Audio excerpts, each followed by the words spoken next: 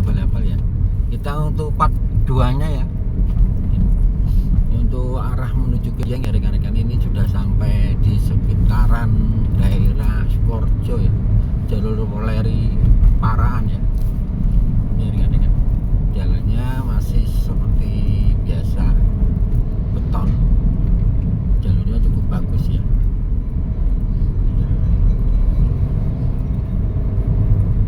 Jadi tidak perlu khawatir ya untuk rekan-rekan kalau lewat jalur sini. Ini juga untuk jalur yang dari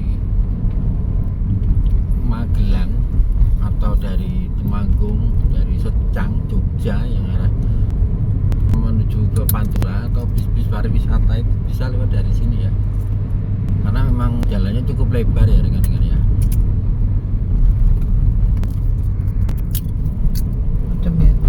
Tetap masuk keluar hutan ya rekan-rekan ya, walaupun sangat rindang sekali tapi cukup bagus lah, jalannya tetap ramai ya.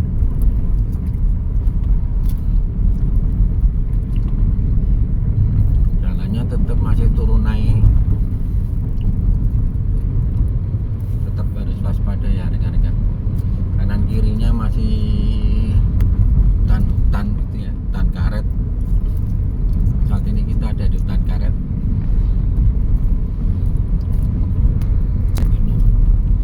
Nah, ini kita masuk ke hutan pinus rekan-rekan ya. Hutan pinus sekarang. Jadi memang berkelok-kelok, jalurnya cukup bagus. Recommended banget lah kalau untuk wisata ya, perjalanan wisata ya. Jadi sangat sejuk dan memanjakan mata ya, karena banyak pemandangan hutan ya kanan kiri.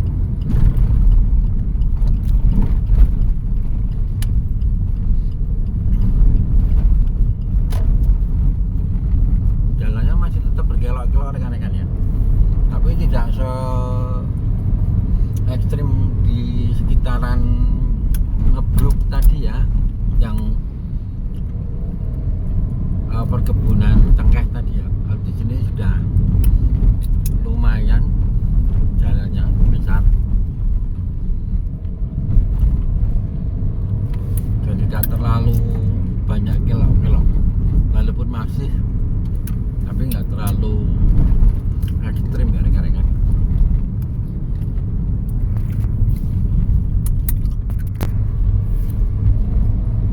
Jalannya masih turun ya, terus ini dengan sampai ke Parahan ya, seperti ini.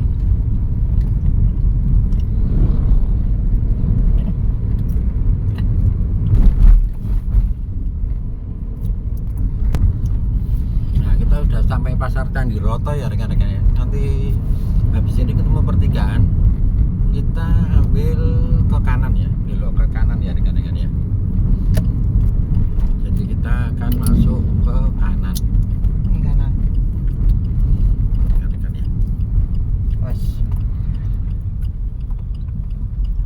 Nah, kita tidak sampai ke Parahan ya, kita motong tengah ya. Jadi kita tidak lewat jalur Wonosobo kota ya rekan-rekan. Kita motong tengah ya, dari Candiroto.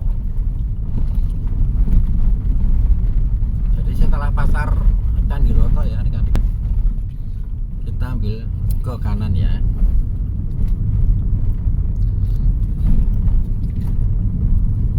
Nah, ini jalurnya seperti ini. Walau jalurnya agak sempit rekan ya, tapi kalau untuk mobil kecil masih bisa untuk pas-pasan ya, masih aman ya. Untuk mobil kecil masih aman. Kebetulan kita bawa R3 ya rekan-rekan, bukan promosi loh rekan ini, tapi ini kita bawa R3 memang. Jadi maksudnya untuk jalurnya itu masih aman untuk mobil-mobil kecil. Contohnya seperti ini rekan, kita simpangan ya, itu masih cukup lapang lah untuk jalurnya ya, yang dari Pasar Candiroto tadi ya. Ini rekan-rekan, jalannya masih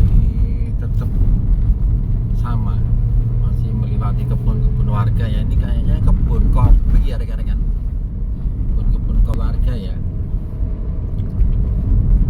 Tapi jalur tetap mulus, tidak ada hambatan yang berarti ya untuk jalur. Jadi rekomendasi banget ya buat rekan-rekan yang mau lewat dari Candi Roto ya. Kalau mau ke Dieng itu sangat potong kompas jauh sekali rekan-rekan ya. Buat simpangan juga masih aman. Nah ini lewati kebun kopi ini. Sepanjang ini kebun kopi masih asri, sangat asri sekali. Wangi banget Mas. Enak ya. Ini rekan-rekan ya, jalurnya masih sama. Itu pemandangannya ya rekan ya. Nah, itu kelihatan. Jalurnya tetap masih sama ya. Tapi karena kabutnya sudah mulai turun, jadi tidak tampak pemandangannya. Untuk rekan-rekan ya, kalau untuk ke Dieng ya, harap dipersiapkan untuk sarananya ya. Jadi untuk mobilnya itu harus benar-benar sudah dicek ulang ya, dari radiator, minyak rem, oli mesin, juga mungkin busi-busi ya, yang itu terutama itu. Jadi jangan sampai macet di tanjakan yang akan mengganggu untuk lalu lintas yang lainnya ya. Jadi seperti ini masih macet, jalannya masih antri rekan-rekan ya. Jadi untuk ke Dieng yang saat ini mungkin antara bulan Juli Agustus ya, biasanya itu akan ada embun empas ya, yang suhunya di bawah 0 derajat ya, sangat dingin sebenarnya. Mulai bulan-bulan Juli Agustus ya rekan-rekan ya, cuma datangnya tidak bisa dipastikan. Kalau cuaca cerah, siang panas, pasti itu paginya akan ada embun upas. Ini macetnya agak lama rekan-rekan. Mungkin jalan satu persatu ya. Masih lama ini. Untuk di daerah Dieng sendiri itu sebenarnya banyak objek wisata ya, yang baru-baru ya rekan-rekan ya. Untuk Candi Arjuno, untuk Kawah Sikidang, Bukit Ratapan Angin, Telaga Warna, masih banyak lagi lah yang terutama yang baru-baru itu mungkin bisa ditelusuri ya kalau rekan-rekan pas datang ke Dieng ya. Hanya untuk acuan aja ya, sebenarnya banyak yang baru ya untuk di Dieng itu. Kalau yang lama seperti Sumur Jolotundo itu juga ada, semua masih banyak lah. Kalau untuk satu hari kayaknya nggak cukup lah untuk mengcover tempat-tempat wisata tersebut ya.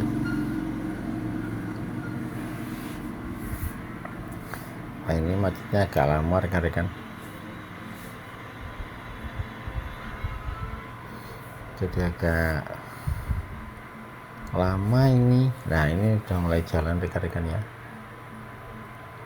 Nah ini kita udah mulai jalan ya, kayaknya memang itu rekan, ada tanah longsor itu yang sebelah kanan, jadi jalan satu persatu ini.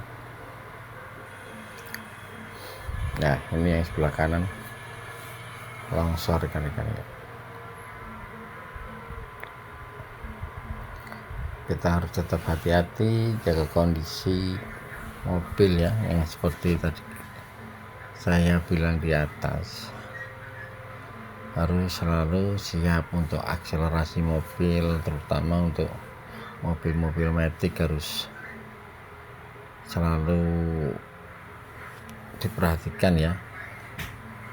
karena kalau tanjakan pas macet seperti ini sangat-sangat panjang ya.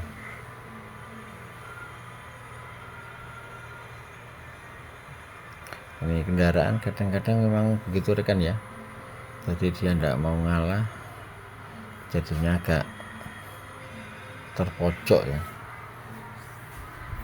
agak susah.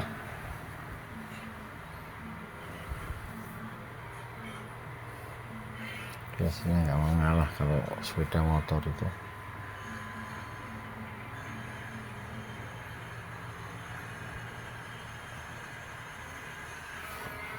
Ya, kita jalan lagi rekan-rekan ya. Mungkin sebentar lagi kita akan sampai di kawasan Diengnya ya rekan-rekan ya. Ini panjang banget macetnya rekan-rekan. Wah, tuh view-nya sebenarnya bagus. Cuma karena kabutnya sudah turun jadi itu rekan ya, nggak kelihatan. Sebenarnya arah ke Dieng itu bisa diambil dari jalan beberapa jalur ya rekan-rekannya, banyak ya. Kalau yang dari Pantura itu bisa lewat dari Kajen, terus dari Bawang, ada lagi yang dari itu rekan-rekan Batang, itu juga ada jalurnya ya. Kalau via Oleri atau Bojo itu bisa lewat dari Candiroto atau Ngadirojo ya rekan-rekan. Jadi banyak jalur lah kalau yang arah menuju Dieng ya. Ini rekan-rekan ya, kalau mobil tidak fit artinya mogok seperti mobil yang ada di depan itu rekan. Walaupun baru tetap harus kita persiapkan ya untuk perjalanan ke Dieng ya, jadi tidak merepotkan diri sendiri ya rekan-rekan dan orang lain tentunya. Ini macet rekan, macet lagi karena ada mobil mogok di depan itu.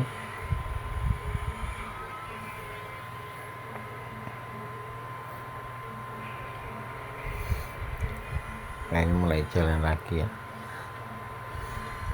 Nah, seperti itu rekan, mogok mobilnya.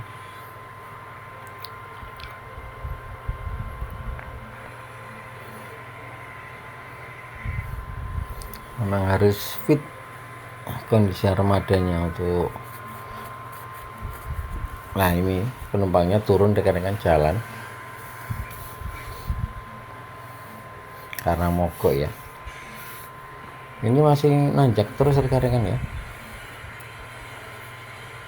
sampai nanti itu di apa ya, Bismo, bukan Bismo, apa ya namanya, lupa ini. Itu pokoknya mau nyampai ke Diengnya ya, ini akan nanjak terus lah. Nah, di sebelah kanan itu ada Gardu Pandang rekan-rekan, ramai. Sayang jalannya macet, jadi kita nggak bisa ambil jalur kanannya ya, masuk ke parkirannya susah.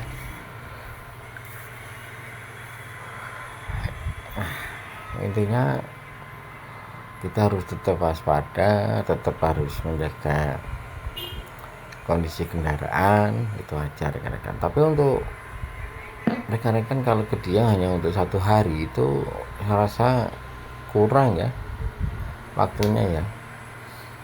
Kalau masalah penginapan saya rasa banyak ya di Dieng itu, mau yang nyari kelas ekonomi sampai yang standar, sampai mungkin yang agak mewah ada di Dieng rekan-rekan.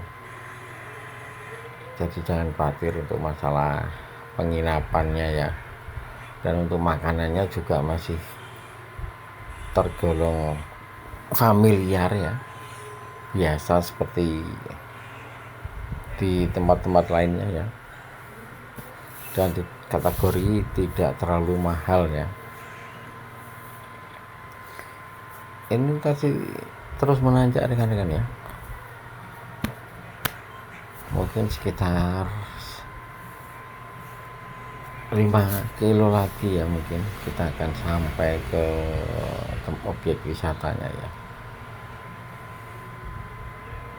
Nah ini jalurnya masih seperti ini terus berkelok-kelok dan nanjak, tapi ini sudah cukup bagus rekan-rekan ya, sudah nggak macet.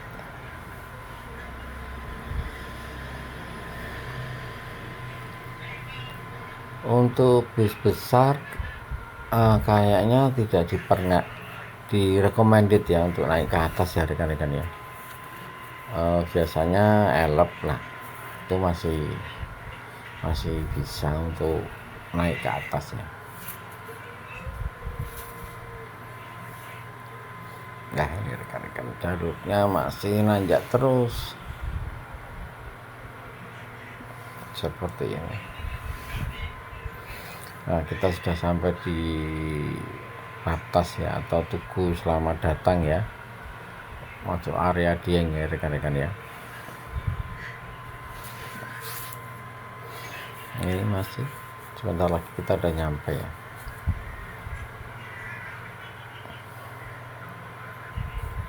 Seperti ini jalurnya, nanjak terus ya. Saya rasa cukup sekian dulu ya rekan-rekan, review perjalanan ke Dieng ya. Saya akhiri sekian. Assalamualaikum warahmatullahi wabarakatuh. Selanjutnya akan kita review